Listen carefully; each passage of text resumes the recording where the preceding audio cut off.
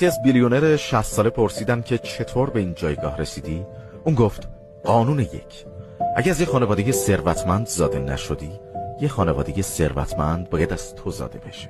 قانون 2: دختربازی رو فراموش کن و روی یک زن تمرکز کن.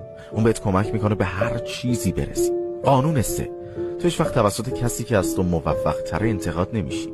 تو تنها توسط کسی نقد میشی که از تو پایین تره.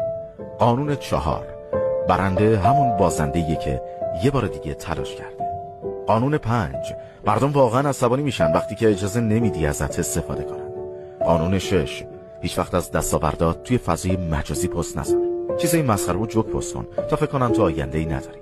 مردم از دیدن پیشرفت دیگری متنفرن.